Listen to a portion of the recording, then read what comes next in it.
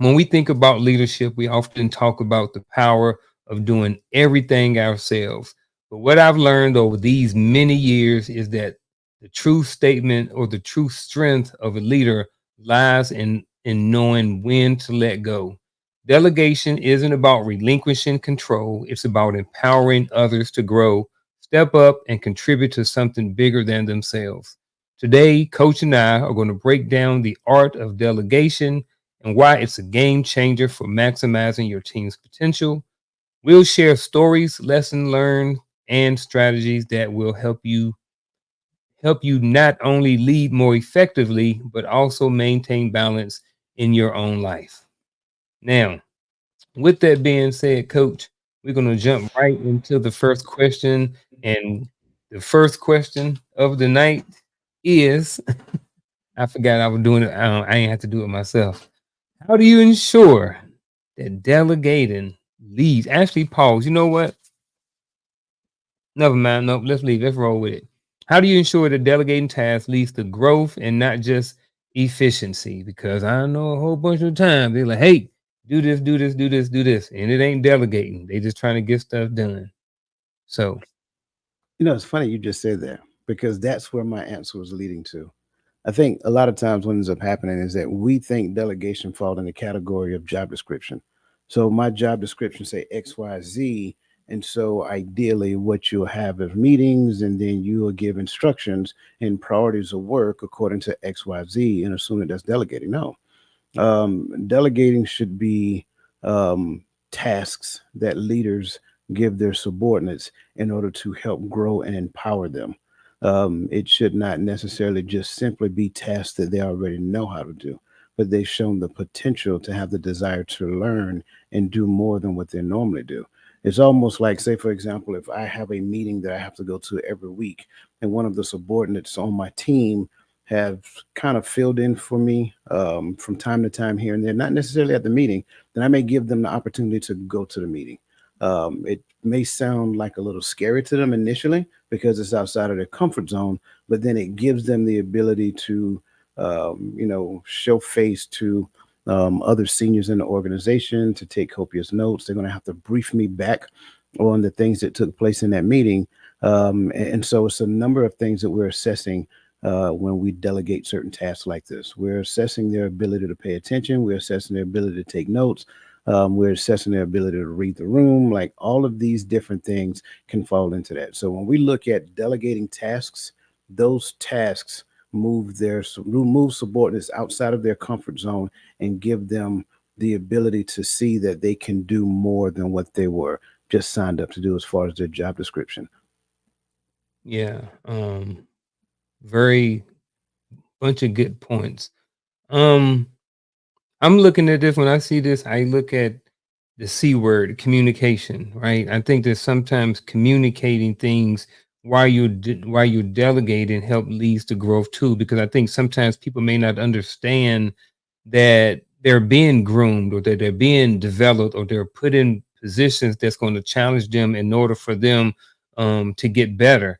You know, recently in my office, I work at a high school now, and I had a student come in there, and they're in ROTC, and the student was sharing with me that they're in some leadership role. And now they were like, "Oh, now I don't have time to do this." And people was like, "Hey, asking me, well, I got to do this, and can you do this?" And then I got my own stuff to do, and I'm just like, "Yeah, but what are you learning?"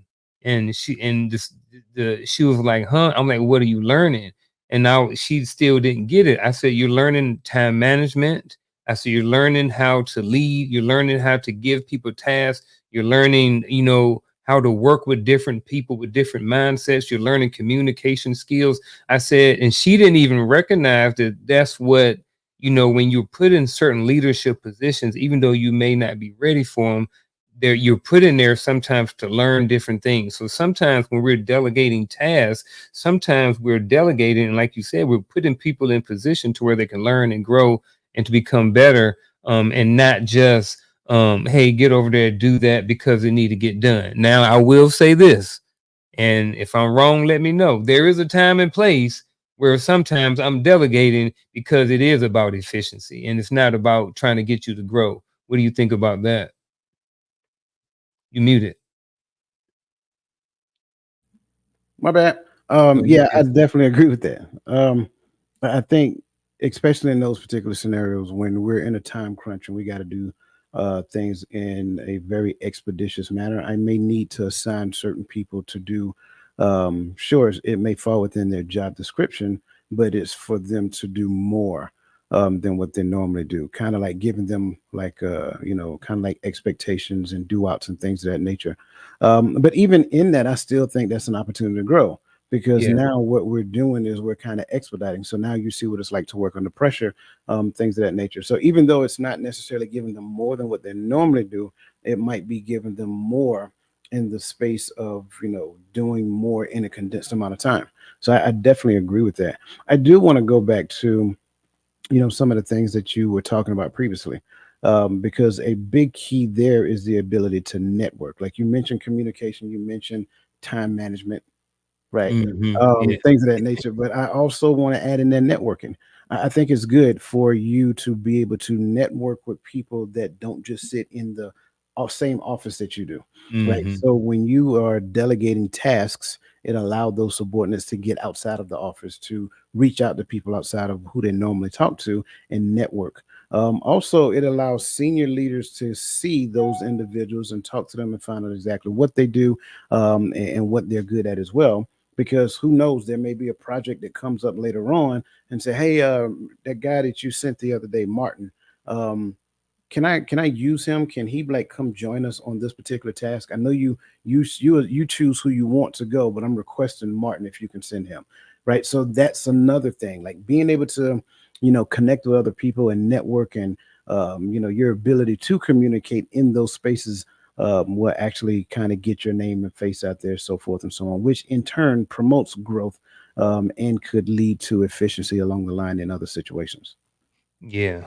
Man, I peeped over at this next question, and just to be transparent, I totally get it and I totally understand it. Ravonna, can you go ahead and bring that up? So here's the question. What challenges do you face when trusting others to carry out important responsibilities? So, Hold on. I don't hold on. I want to say something before you okay, go. sure. Um This especially is I've been on both sides of this, right? And this is kind of I want to start with this. I've been on both sides of it. I've been on the side whereas I wanted to move up, and whether it been in the military, whether it been in another job, and I felt or thought that someone was holding me down, maybe because they didn't trust me or to trust my expertise or for whatever reason to get the promotion or to move up that level, right? And I was like, man, I know how come they don't trust me to do this? I think or I feel like I can do it, but they won't allow me to do it.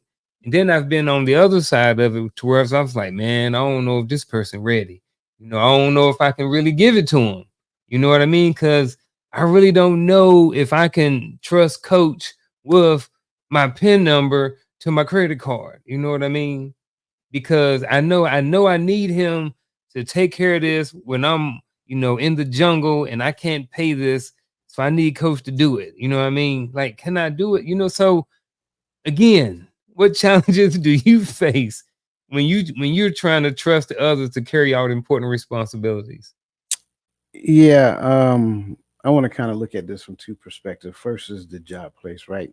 Hmm. Um, I think when we start looking at challenges that leaders face when it comes down to trusting subordinates to carry out important responsibilities, I think the challenge that they face is more of an internal challenge. Let's be completely transparent. That subordinate has a contract with that company just like you do. So Hmm. my job as a leader is to develop them. If I am not developing them, then that's a reflection on me. So when it comes down to trusting them to carry out important tasks, if I have a trust issue per se, and I'm doing that in quotations for a reason, if I have a trust issue, should that not be more of a reflection of what I've done to empower this individual to be trustworthy in the job market? Now, don't get me wrong, I do understand that there are individuals, exceptions to the rule. There are some Yeah. people who come to work, I do can't their always job. pick my team. Exactly, exactly. Mhm. But then by that same token, I still have a responsibility to train them. So if I am not, because everybody is not going to be on the same level. I want to make sure I'm saying that we can't look at everything with a blanket statement. So people are going to be at different echelons of trust in the eyes of the leader. I'm going to have my go-to, like my number two, right? I'm going to have another person who's close to that person, and then you may have like the bottom 30% of the team, and those are the ones that we're trying to develop to be in the same category as them. So I think the trust issue that most leaders encounter reflect their leadership abilities and their inability to develop them to such a degree that they are trustworthy. Every subordinate must have a level of buy-in to the organization. Once they have buy-in to that particular organization, then they'll do more. They'll go above and beyond. They want the team to look good, not just them looking good. If subordinates are still focused on them looking good, that is an internal individual metric of their own, some things they still need to overcome. A leader can help with that as well. I think a lot of times when you look at the environment, what you find is a lot of passive leaders, a lot of passive leaders who are fearful to be frank with their subordinates out of fear of whatever, you know what I'm saying? Because that's just the world we live in right now. So again, looking at that, it is important that leaders recognize that regardless of how I feel, because that's ultimately how trust manifests itself, regardless of how I feel, I still have a responsibility to train them to the point to where I can give them important tasks. That's what the company hired me to do. Changing gears, when you look at a family dynamic, well, I don't really see it as being a whole lot different. I think a lot of times now, and I'm talking about like as a father to his kids, the younger the child is, obviously, I'm not going to give them too important tasks, but I'm going to develop them to such a degree that when they get older, I trust them to do more important things. My teenage sons, I may have given him the key to the car and say, hey, son, go outside and wipe the car, then take it and gas it up, whatever the case may be, and bring it back and park it in the garage. My 10-year-old, probably not. I'm not going to give them the keys to the car. I'm not going to do those things. So I think it all, even though it takes place in different environments, I think it's the same thing. Even though in the work environment, it's not like a 10-year-old, right? But you got to realize there are different maturity levels, there are different motivational levels as it pertains to employees. And leaders' job is to assess, develop, reassess, and continue to develop constantly. So that's what I'm a part there for now, because I know you got something you want to add to this. So you saying some of it is some of the challenges that you face is passive leadership? Sure, absolutely. Yeah. Passive leadership, internal conflict, absolutely. Yeah. I definitely agree with that.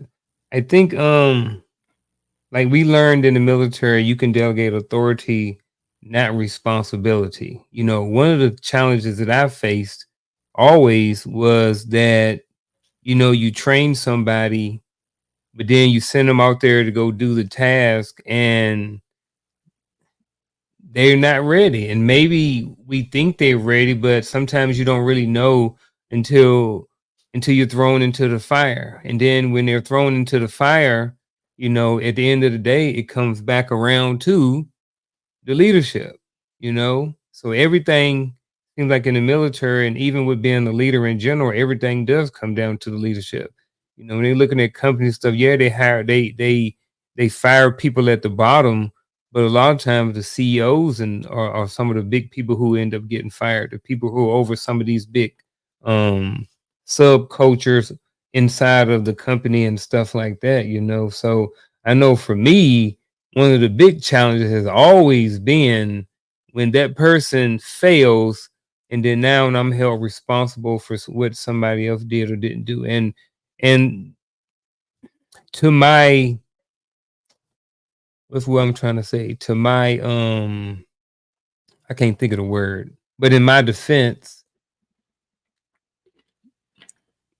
some things are out of our control, but we still are held accountable for it. If we're given 3 days to get little Johnny, who ain't never shot a weapon before, to become, you know, 38 out of 40, so he can go to so he can go to a school, you know what I mean? Because he needs some promotion points, you know what I mean? And it's like, well, you didn't get them, but it's like, well, I only been in the company for 2 weeks. Little Johnny been in the army for 6 years. His last leadership failed him, but at the end of the day, now that becomes my problem. Yeah. So I never like having to be accountable for other people, even though they fell up under my type of leadership. So Yeah. in many cases, especially back in the day, I used to take on more than what I should, and I didn't delegate certain things. And that's the drawback of that, right? For a leader who, and I'm not saying that you were, but for a leader who is fearful of delegating, what they Mhm. end up doing is they themselves have more responsibility. But Yep. ideally, which what we should do as leaders is we hold on to the things that only we can do, and then we delegate the, and I hate to use this term, the menial tasks to other people and give them the opportunity to do it. If they mess it up, that's okay. That's part of the Yeah. learning process. I think somebody said that in the chat. I think it was Thomas. Thomas says everyone makes mistakes. That's how they learn. Absolutely. Failure is part of the learning process. So in most cases, what we don't necessarily realize is that your ability to fail or not do it to standard is where the most important lessons that you're going to gain come from. And so it requires me to give them something. It requires me to, help them to step outside of their comfort zone. If it's me stepping outside of my comfort zone to delegate to them, it's good for both of us. So now I'm learning as well as the subordinate is actually learning at the same time. I think too many times, and this is kind of like what I've seen, is what we tend to do is this thing we call micromanage. So I'm going to Mhm. give you this particular task, right? And therefore, you now are responsible for that task. And I want you to do it every week. But then I'm going to stand over your shoulder. No, don't do that. Don't do this. Or I'm going to tell you how to do it. Which that's the wrong way to train. Like, just because I do it a particular type of way, that's my style of doing it. I should tell you what the expected outcomes look like. This is what I need. This is what I expect, and then leave it to you and let you go through to mental agility to try to figure it out. And then you come back and say, hey, you know what? I am struggling with this. Can I, bend your ear real quick? Don't ask me the step by step process to do it. Because if you ask me the step by step process to do it, that's more of a training session to where, in most cases, I may be looking for you to become innovative in that particular task, because your ability to create a process when doing this thing can actually help us with the processes that we actually have. So part of that, and that's part of the growth and development piece, right? Part of that is you actually failing at it and then say, okay, what other resources can I do? Can I go to YouTube and look up how to do this, or whatever the case may be? And then I've exhausted all of my resources. Now, Coach Martin, can I talk to you real quick? Yeah. So I'm kind of stuck. I don't want you to do it for me. I want you to kind of give me something to kind of give me a thought in relation to doing this better, because I'm stuck in this particular arena. What would you suggest? Right. So that to me is where people are interested in growing through their hurdles, as opposed to you going in and fixing it for them. If I fix it for you, then you didn't learn anything. I just did it for you. Right. If I come stand over your shoulder and say, do this, do that. Did you do this? No, go back and do it this way. That's micromanaging. So I'm not giving you the flexibility to learn on your own. And I think a lot of times we stay stuck in between those two dichotomies. Okay. Okay. Um, I like that. I like where you went there, and it caused me to think a little bit. So we have I have heard so many people say, "Oh, that person is a micromanager," right? But if I give, if I'm the leader, coach is the subordinate in this scenario, right? I need you to do something. I only got time to give you a little bit of information. Then I need you to start working on the task, right? Mhm.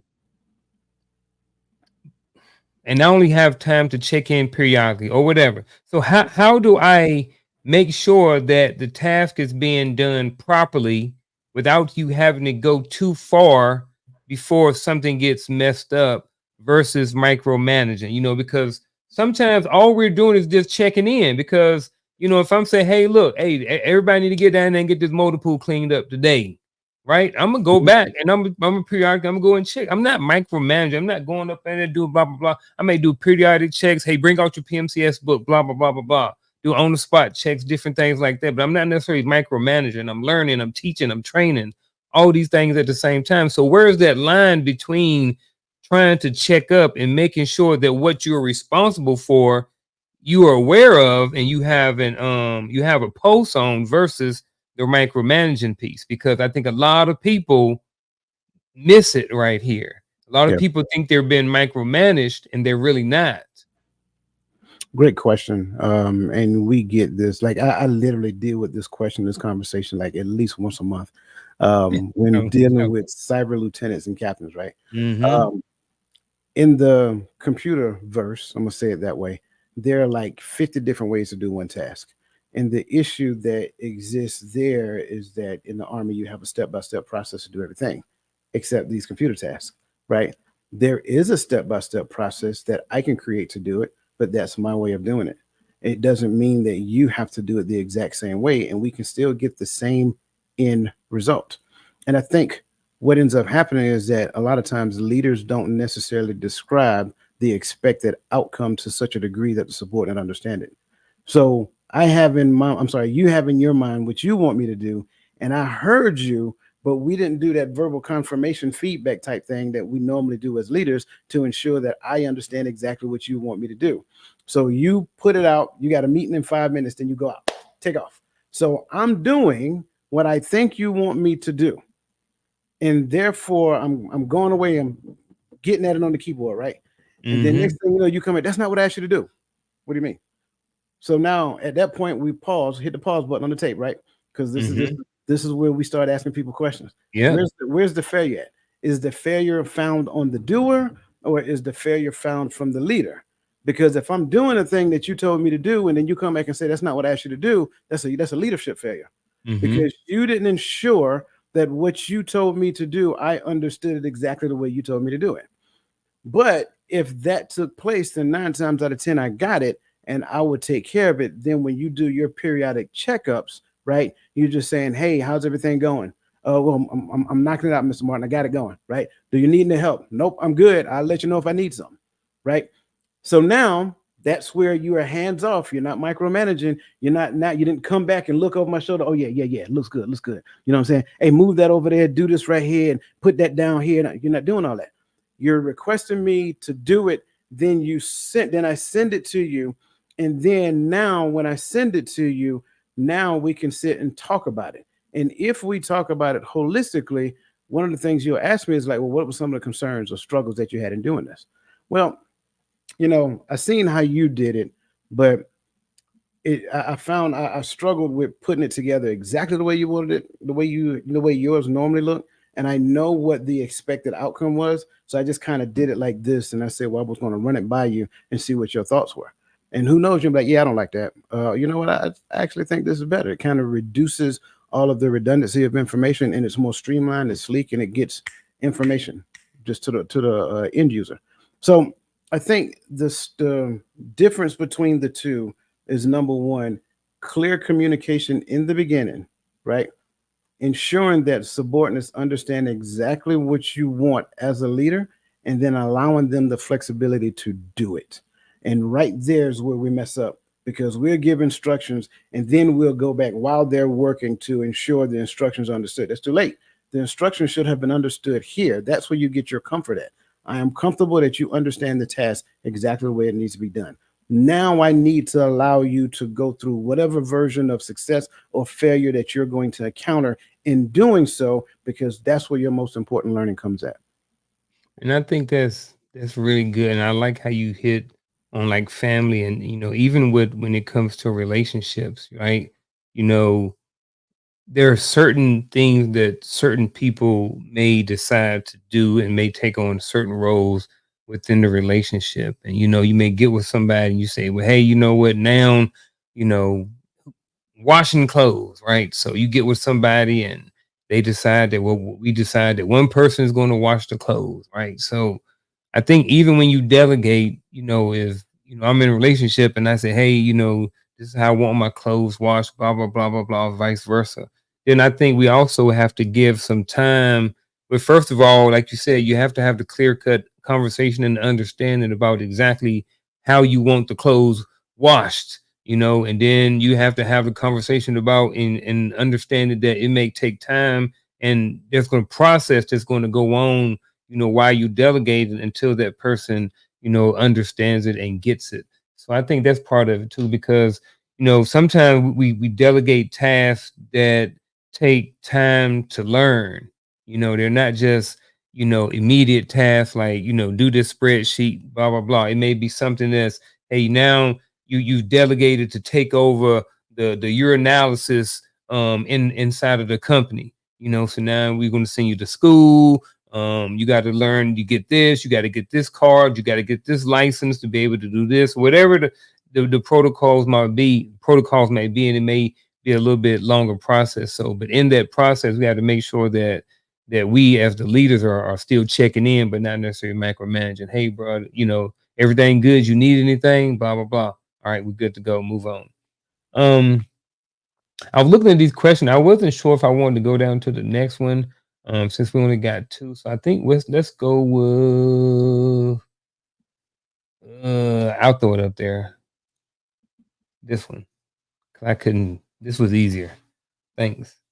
So how does effective delegation contribute to a team's personal and professional development? And the reason why I wanted to go to this one, because I remember you was talking about you have a handful of people up here, then you got the bulk, and then you got the 30% at the bottom.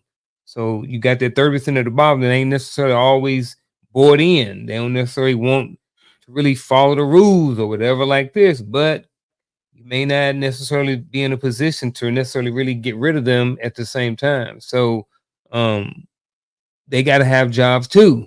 So how does effective delegation contribute to a team's personal and professional development? I don't know if that have anything to do with this, but it made me think about that when this question came up. Nope, you're good. You're good. And you don't have to give me just the easy ones. Okay? Give me all of them. Okay. So I think, and I kind of touched on it a little bit previously. So first and foremost, I believe that personal and professional development are intertwined. Um, if they're not intertwined, then it is an identity crisis that's identified in the person, or should be identified in the person.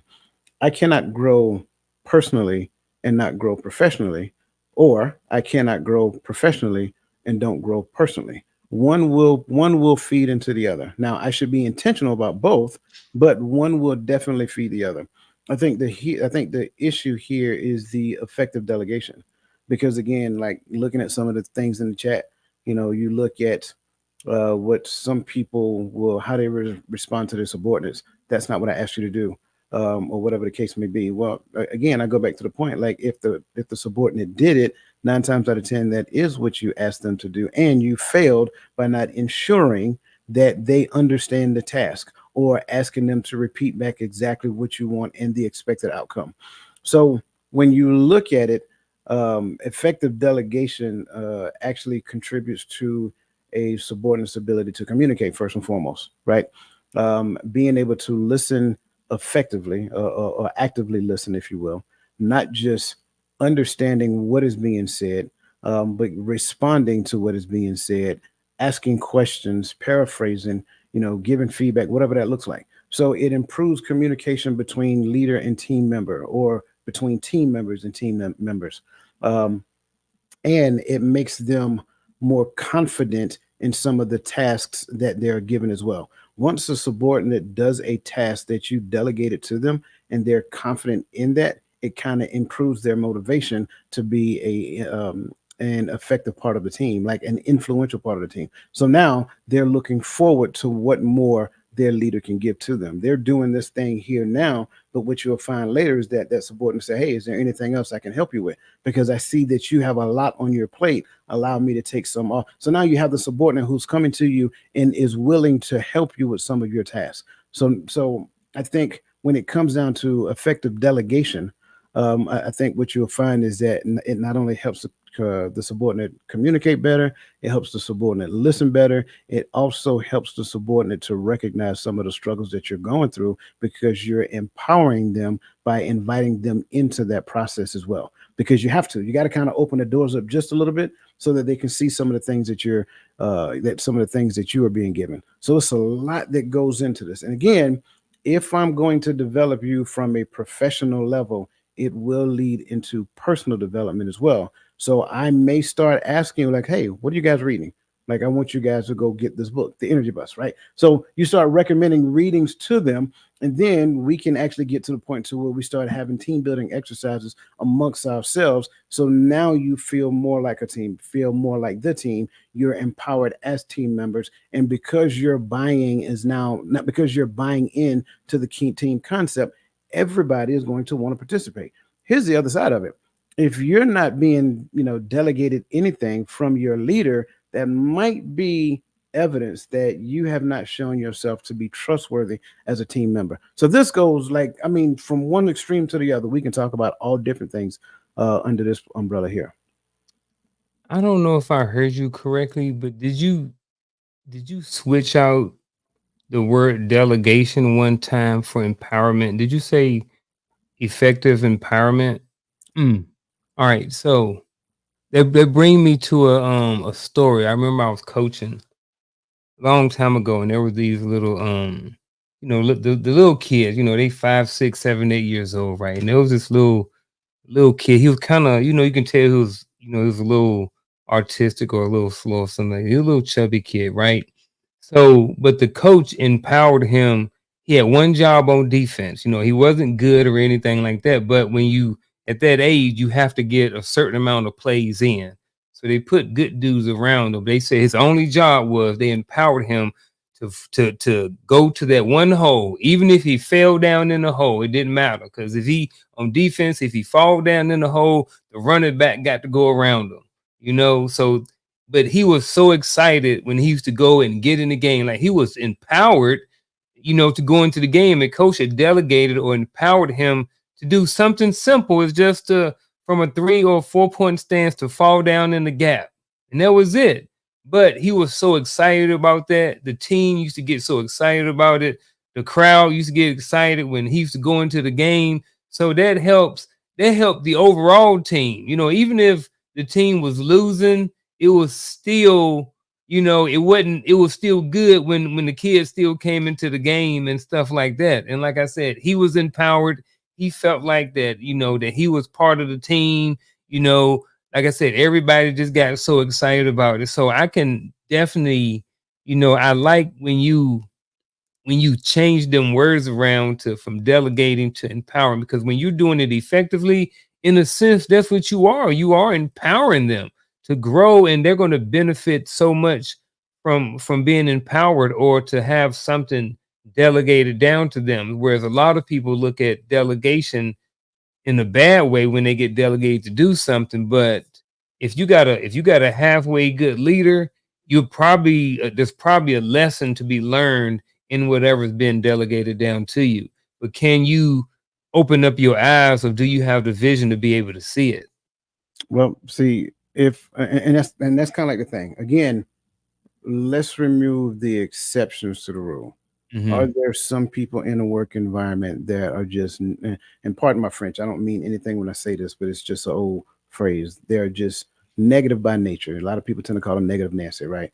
Or negative Ned. Not trying to make it sound sexist or anything like that. Are there some people in a work environment that is just negative? Absolutely. But that is a hiring deficiency. You have to understand that during the hiring process, you're responsible for creating the team. The leader is Mm. responsible for building the team. Too many times we hire based upon skill set, right? But we don't necessarily understand character. So Blame the you recruiters for all my soldiers. it's all yeah, absolutely. So you have all the right skill sets for the job, but do Yeah. you have the right personality for the team? Mm. And too many times, hiring managers don't get into that level of scrutiny when it comes down to interviewing processes and things of that nature. That's one dynamic. Moving over to the leader now, the leader is responsible for building a team. You can do team building exercises all you want to, but if you're not delegating effectively or empowering them effectively, then team building exercise is a waste of time. Mm. If you're empowering them, but you're not doing team building exercises, you're going to see growth in the team, but you're not going to see the maximum level of growth that they should receive if they're not necessarily buying into the company's vision, things of that nature. Mind you, this is no different than a family. I'm just talking about it from a workplace perspective because everybody can understand that. But it's the Mhm. exact same thing in the family dynamics. As a husband and a wife, if you're not empowering your children to do certain things around the house, helping them feel like they're growing up, not just getting older and getting taller and getting bigger, but actually growing up, and you're starting to see them as young adults who can make decisions. So now you're holding them responsible for their decisions. You're literally developing entitled children. It's the same thing in the workplace. So when you start teaching as a leader, the subordinates, the company, the company vision, the core values, things of that nature, we're doing team building exercises, and I am including you in the development of the things that we're doing as a team. Now they feel like they're a part of the team because they feel that not only that coming to work is a thing, but they feel valued in the workplace.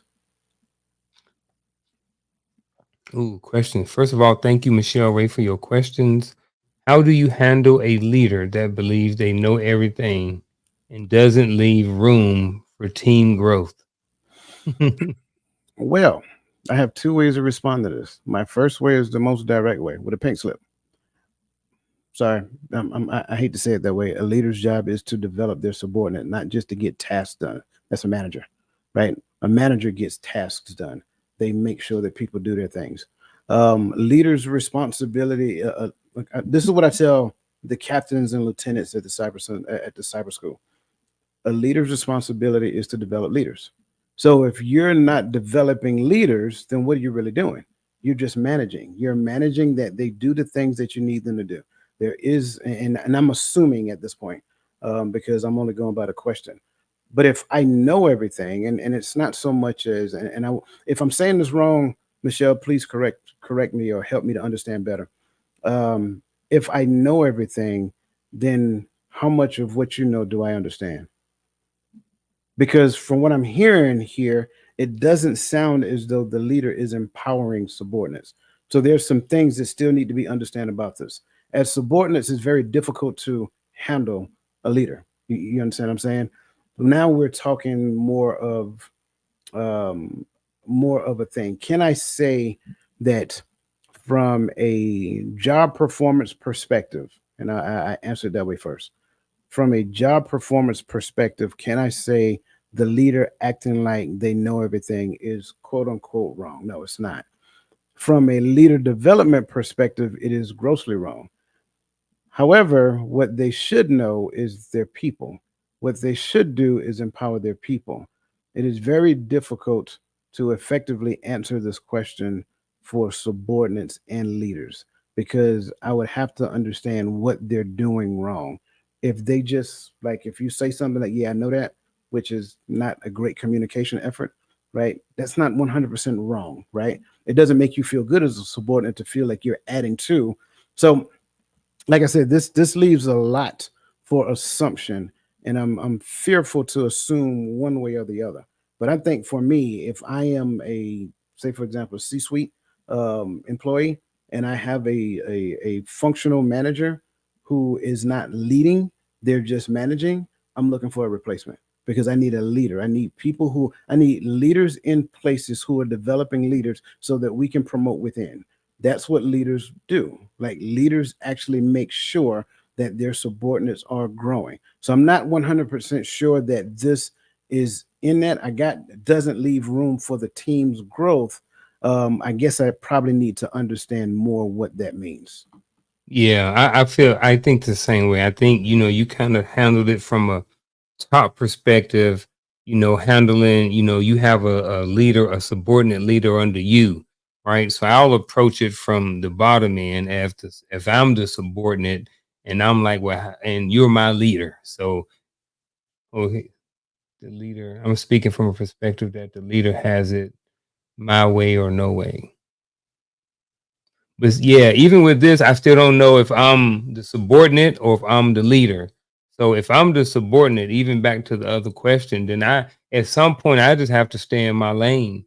If I have a leader and they're not leaving room for error. Where if I'm the subordinate, I really don't have too much to say anyway. Maybe I can pull him aside to have a conversation with him, tell him that he need to be a little open minded, and maybe some of us on the team as subordinates we have something to say. However, comma at the end of the day, if he's the leader, then my hands are pretty much tied. So maybe then get my pink slip and give it to myself, and then I go find somewhere else. So, Yeah, right. um, And that's kind of like what I was thinking. Like I don't mean to be drastic in this. I have to yeah, understand whether the leader is open, like open to communicating. But if it's my way or the highway, that tells me that they're not. But yeah, in a or perfect not. scenario, if they're open to communicating and you can go to them and speak honestly and tell them, like I told a story about myself when I was in the army. I had soldiers came to me and say, Son Dwyer, can I talk to you openly? Like, just be honest. I'm like, yeah. And they say, you're like, make no mistake about it, you get results, but it's like you're terrible when it comes down to positive affirmation. I was like, me? You You know what I'm get saying? results. Who cares? Yeah, I was like, me? Terrible? And I'm like, you know what? You're right. I don't. And I actually apologized to them on the spot. And I'm not making this up. I apologized to them on the spot and said, you know what? And I got it. And I was like, Major Payne with the sword, you know, I will, do better. Like I'm at first it was foreign to me, but I got better at it over time. That was a blind spot I had. I did not realize that I do it. Um, and so in this scenario, if that leader is open to feedback, which most good leaders are, if they're open to feedback, then you can share that information with them. If they're not, though, I mean, like the consistency coach said, my hands are pretty much tied. Maybe I need to find another place to work. I'm just and like I said, I hate to be so drastic, but at the end of the day, if it does not work for me, and it's disturbing my inner peace, at some point I got to draw the line. Mm, I get it, man. You said something in there called. You said the word blind spots. They just sent me somewhere totally like on another whole show because it's like sometimes we don't recognize we have blind spots until someone points them out. But that's why And they're that's blind spots. We can't see. exactly.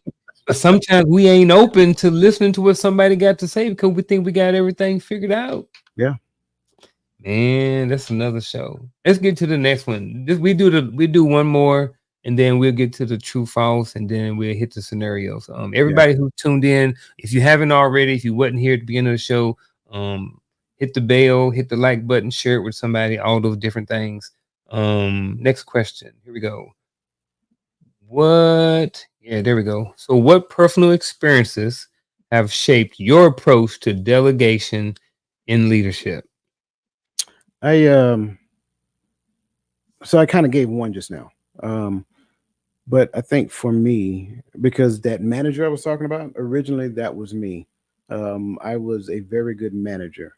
But then by that same token, I had a leader. And we had him on the show. And oh yeah, I'm sorry, Michelle. I hope we answered your question. If we didn't, kind of reformulate it and send it back up. My apologies. But I had a young man on the show by the name of Tony Majors. Tony Majors to me was that guy during my military years that helped me to understand that there's a difference between a manager and a leader.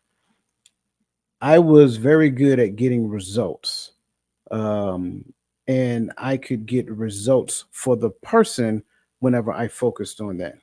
But one of the things that because I didn't like him much at first, I'm gonna be honest with you, and I told him that straight up. But I found out that he was a little hard on me in the beginning because he seen a lot of me he seen a lot of him in me.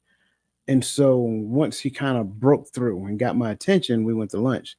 And one of the things he shared with me is that you're really good at getting results. He said, but once you become good at developing people, leadership for you will be like second nature. And he said, I'm seeing you. It's just like that. He said, but once you get to the point that you start developing and empowering people, now that's different. Now you're going to see some things that not only happen in the environment, but in people's lives. And he was absolutely right. Um, so I think just that heart to heart conversation with Tony Majors.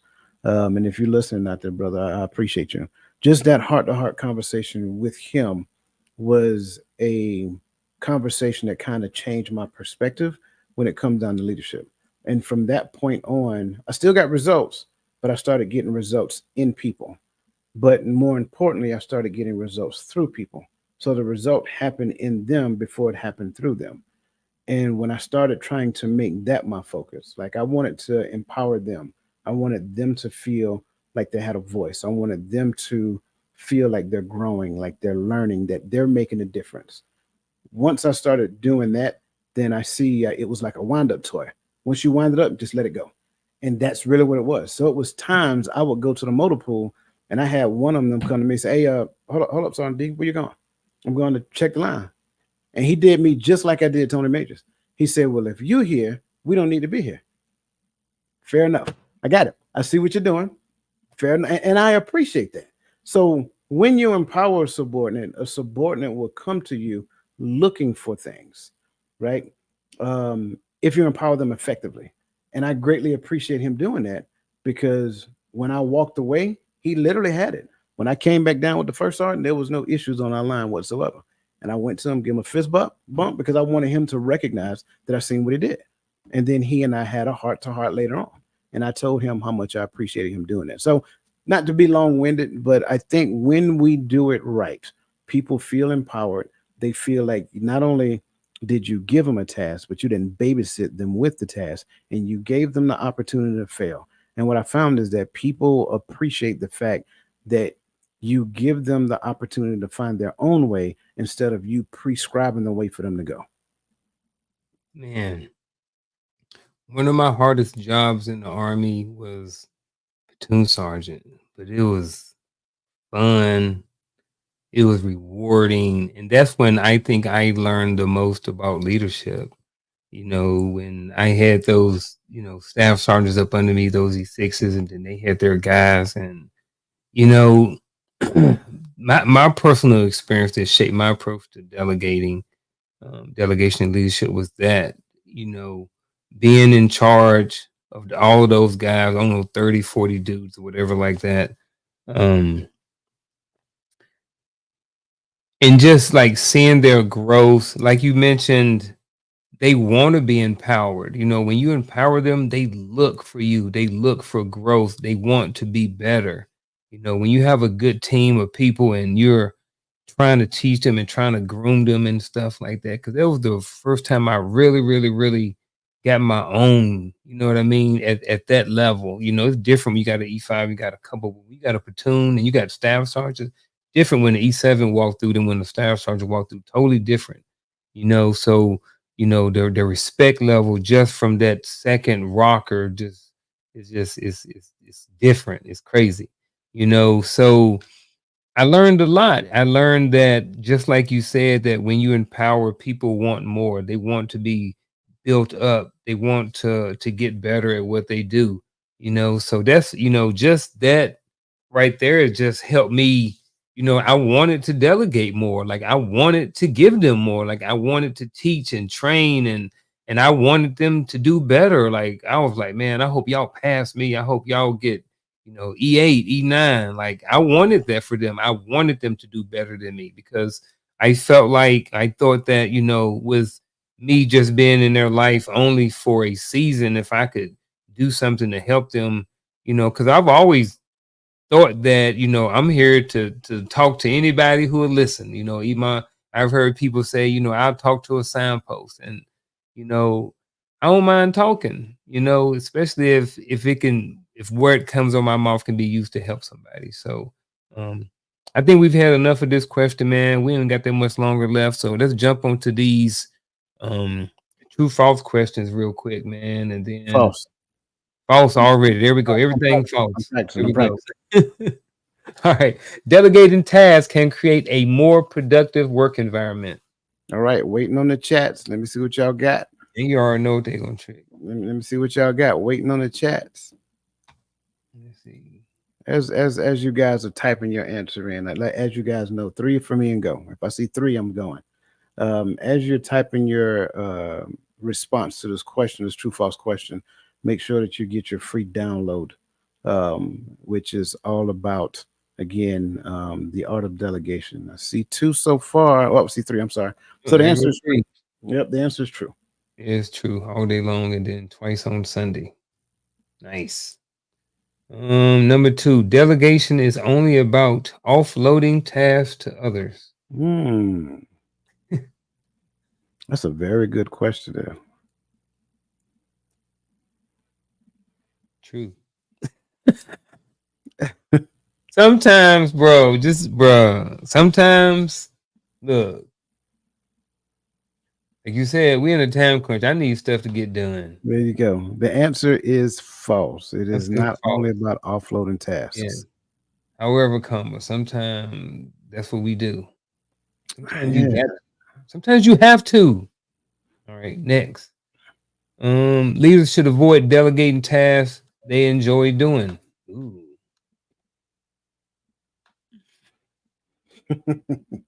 Oh, the word in there, the should word. I like this question, by the way. Oh yeah, expound on it then. I If you got shall. 30 seconds. I shall. I'm waiting on some. Okay, I see false. I don't know. I think Michelle Ray says true. Oh Yeah. no, she was that's the previous one. Okay. Okay, I see two false and a true. The answer is definitely false. Mm-hmm. Here's why I like that question, because if I like doing a task, I want to do it. But here's the sad part about it. That might be the very reason why you need to delegate it. I can't. It's very hard to explain. Just because you like doing a thing doesn't necessarily mean you should do it. Um, Mm-hmm. Again, the things that you need to identify the things that only you can do, and it may only be 30% of your workload. If I'm being completely transparent, maybe even less than that. But it might be something that falls within the 50 and 60 percentile that you really like doing. So you try to hold on to that one. No, get rid of it. Delegate it. Because again, it is a time, it takes away from your time as well. So again, make sure that you're not just holding stuff because that's what you want to do. All right. One more. We got time for one more. True, false. Delegation helps build trust between team members and their leader. Yeah, I think we answered that one directly during the show. So that one should be fairly easy for everybody. Yeah. Um, Go knock it out. Well, aren't you efficient? Question four, response T. I love it though. I love it. I Number love it. two. Yeah, I love it. The Yeah. answer is true. Delegation helps build trust between team members and their leader. All right. Here we go. Next, we're going to move into these. What are these things called? There we go. Scenarios. Is that big enough? Can you see? Sure. Up a little bit. All right. There we go. First scenario of the night. You are planning, coach, a romantic getaway, but your partner is overwhelmed with work and personal stress.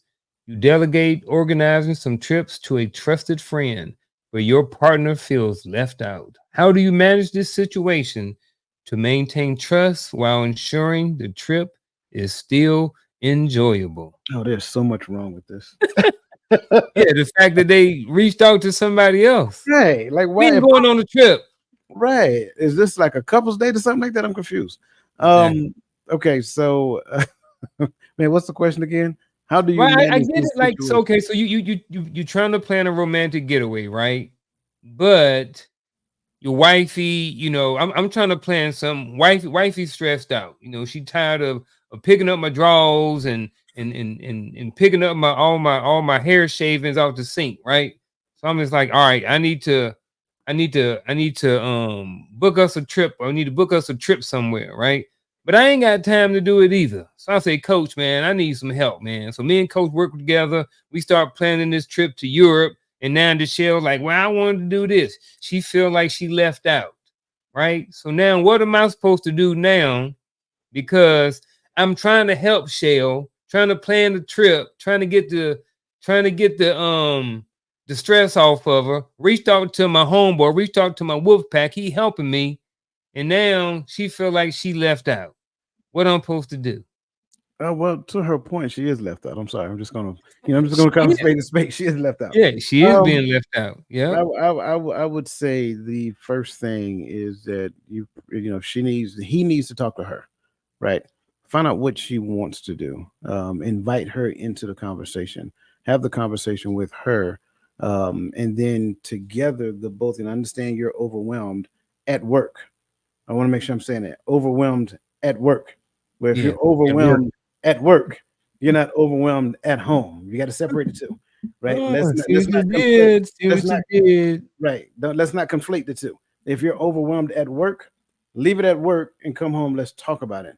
So you can get to the point of expressing what's going on at work and then come into some resolution at work. But don't bring overwhelm home for starters. That's for starters. Secondly, we can plan this trip together as long as you recognize that you're overwhelmed at work and not at home. Mm, And so now we can sit down and determine who's going to do what. Am I going to handle all of the planning? If I'm going to handle all the planning, then what do you want to do? How does that look like? So forth and so on. If you want to handle like say for example, the excursions, and I mhm. just handle getting us to A and B and hotel stay, that's fine too. Like we need to come to the point where we come to some resolution on how we're going to handle planning this trip. But I would definitely say do not bring a third party into your planning for you and your significant other. I would agree too. I felt the same way. I was like, "Ooh, this gonna be a good one." All right, next. Here's the next one. Um, this time you leading a community event. Decide to delegate key tasks to a few team members. One of them drops the ball at the last minute, putting the event in jeopardy. How do you address this issue without damaging the team's morale? Oh wow, this actually does sound like something that actually happened. Um, This happens all the be, time. be open, be transparent. You don't necessarily have to speak directly to the situation. If you're going to speak directly to the situation, don't do it in a team setting. Do it with that individual directly. Find out exactly what happened, what issues they had going on. Maybe the failure was on me. Maybe I didn't put out the right information or enough information. But if I'm addressing that situation, talk directly to that person. If I if I'm going to have a community event, um, or did the entire community event fail, or was it just a thing in the community event? Yeah. Uh, that's one of the things I need to understand. Because if the entire community event failed, then chances are, first and foremost, I need to apologize to the entire community for the entire event failing. If Mhm. the entire event didn't fail and let's just say one venue in the event failed, then I apologize at the event for that one venue falling through. Not necessarily calling the individual name or whatever the case may be, but it's my event. I own it. So I own the fact that this particular venue fell through. However, this is what we got on the backside. So I think the key here is just being open, being transparent, addressing things in the appropriate fashion with the appropriate people. Yeah, I agree. And also, I would also have to look at what was the reason why the ball was dropped. Maybe it wasn't intentional. Maybe Right. it was something out of control. Like you said, maybe it was something that the leader did. Hmm. Maybe it was a piece of information he didn't give to that person and he didn't recognize it. So definitely needs a little bit more information, but I definitely understand and see that maybe with that person, you maybe do that behind closed doors, being transparent about it. Hey, bro, what happened? What was the reason why the ball was dropped? Yada, yada, yada. Be transparent about it. Like you said, if it affected the whole event, be transparent about it. Ain't no harm, no foul. You move on. Absolutely. Next one. Last one. Ooh, too much. You've taken a lot of personal projects, but you realize you need help to complete them. You delegate some of the tasks to family members, but their approach isn't up to your standards. How do you guide them without taking over? Um, here's the only thing I can relate to, and this is just because we just had a family reunion. The only thing I can think of that can relate to this right now, and as far as the family and having personal projects, is maybe a family reunion. So that's kind of sort of how I'm going to answer it. Yeah. Once you get done. Yeah. I'm still because personal projects Yeah, and they mine. delegating, right. So Yeah.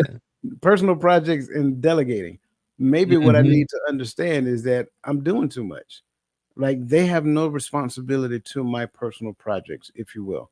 I got it, family members, whatever, you can ask for help or whatever the case may be. But at some point, I need to understand that maybe I bit off more than I can chew. Me finding the solution to the problem that I created after I created the problem by depending on somebody else to do it does not help me to grow from biting off more than I can chew in the future. So I will start there. Maybe I need to accept the fact that maybe I bit off more than I can chew. Now let's transition to and I'm gonna steal your thunder just for a second. I still want your response though. To a scenario like you just offered, a family reunion, which I think is fantastic. Well, in the beginning, let's decide who's going to do what for the family Yeah. reunion. In the beginning, I don't want to get started and then realize that this is taking too much for me in my life and all this other great stuff, and then raise the red flag, say, hey, I need some help. At that point in time, it might be too late. So in the beginning, when we're deciding something like a family reunion or a family trip, more than the people in my house, let's just say it's like 5 different houses, family, right? And so we're deciding a group family trip. Well, we need to assign priorities of work before we get into the planning phase of this thing. So again, that's kind of like what I would say. How do I guide them? I don't. I'm just being transparent. Like once they accept their priority of work, then let them go through the mental agility that they need to learn how to plan their portion of the event. Once we come back to the table and start laying the plan together, if anybody's plan we can see holes in it, then we need to all talk to it jointly so that we can try to fill those holes and try to do better moving forward. Yeah. I get all of that. I definitely understand and definitely can relate. And then you got to think about the task that you're delegating to the family member. Can they even do the task? You always hear so and so talk about, yeah, they got money and they always spending and they always going on trips and vacations. So you say, oh yeah, they're doing good with their money. So you put them in charge of the money. And you only to come and find out they really ain't good with money, but they living paycheck to paycheck and living outside of their means. You know what I'm saying? So I think that when you're delegating tasks, you need to make sure that the people you're delegating these tasks to, even though they're your family members, you know what I'm saying? Maybe they're not up to your standard, or maybe they don't have a standard at all. Maybe they're just not good at whatever task was delegated down to them. And as you was talking, I also thought about being like on a farm, right? So you live on a farm with your family, say it's a husband, wife, you got 2 or 3 kids or something like that. And so you're tasking your kids to do stuff. Hey, go out there and I don't know, slop the pigs and clean up after the chickens or something, right? So but if you haven't really taught them how to do those jobs, then you have to understand that there's a learning process and that they may not necessarily have it right now. And it's something you're gonna have to continue to work with them because it may not be a task that you delegate to where they're going to learn it overnight. It may take some time to actually learn the task. So um, Yeah, if cousin Tyrone borrow money from you every month, you may not want to put them over the finances. That's all I'm saying. yeah, don't do that. Don't do that. Not at all. Man, what we got left? Actionable advice? Is that it? It sounds like that's about it. All right.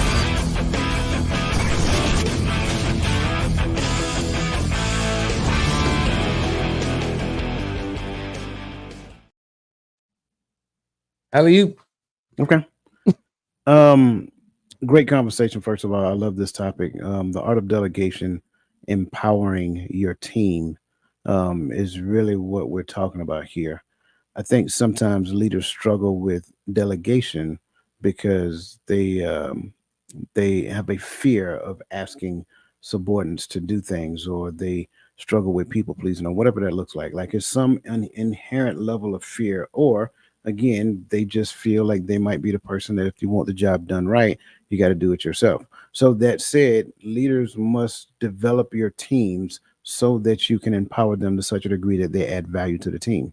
So if that's you, again, make sure that you get the free download in the chats. But if that is you, pick a task that you can delegate, one that you know for a fact is outside of that person's general job description, and just delegate it to them, and then take your hands off and watch the magic happen.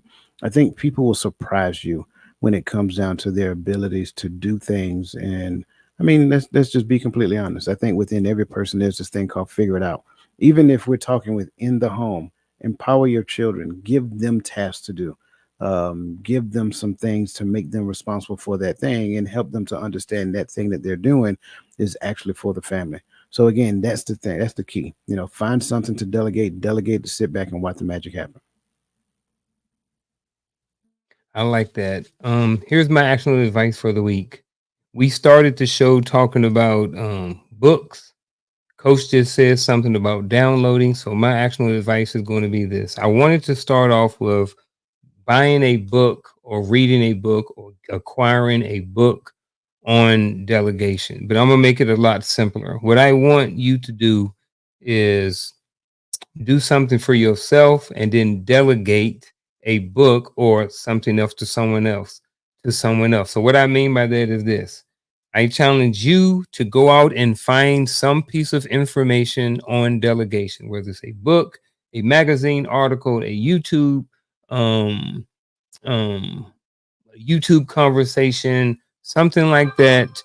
Get two of them and one for you, and then share one with somebody else, whether that's a peer, whether it's a subordinate, a leader, or someone like that. So this time, between this time and next week, your challenge or your actionable advice is to gather some information on delegation and share that same piece of information that you have learned with someone else. That's my actionable advice. And man, what's the housekeeping stuff? What housekeeping stuff we got? Next week, Coach's Corner, 7 p.m. This Friday, 8 p.m. Another episode of the Hearts of Men podcast. This will This be a good one too, right? Yeah, this is a joint podcast. This is the combination of the Hearts of Men and the Hearts of Women. And then Saturday morning is the premiere of the first episode for the Hearts of Women, Saturday morning at 10:30. So yeah, it's a fun-filled week. Fun-filled week. It's Um, gonna be live. absolutely. And y'all look in the show notes, and look in the show notes and go ahead and get your swag. I already got my Hearts of Women swag I'm gonna be wearing. Also, women's swag. I don't even. What's the topic? For Friday. It's all about the social media and Ooh. self-worth. Mm. We talking about self-worth, and we got men and women on the platform. This should be real interesting. There we go. Yes, sir. Mr. Everett said it. Join us Friday, 8 p.m. Eastern Standard Time on YouTube at Empowering Perspective as Hearts of Men and the Hearts of Women come together for balance in social media and self-worth. Tips for healthy connection. This is going to be real interesting. I'm looking forward to it. Me too. Anything else? I get the referee. I get to be the man. I get to have on a striped shirt and be the man in the middle. On Friday night? Yeah, man. So who leading it? If you referring, you just referring all together. Yeah, that's me. I'm leading it. Oh, I got it. I'm gonna bring me one too. No, I'll be there. I'm be eating my popcorn. There you go. Yeah, Love it. I'm looking forward to. I'm looking forward to the conversation, man. Enjoyed tonight, man. Enjoyed the chat. Enjoyed being here. And I think that's it, right, Coach? Yeah, one more thing. Listen, if you have not joined totalmindsetshift.com yet, join totalmindsetshift.com, where you'll get all this information that Crystal is lining the chats up with. So go to totalmindsetshift.com and then just become a member of the community page. That way you'll get all of this information that we share and so much more. And with that being said, folks, see y'all next Tuesday. We out.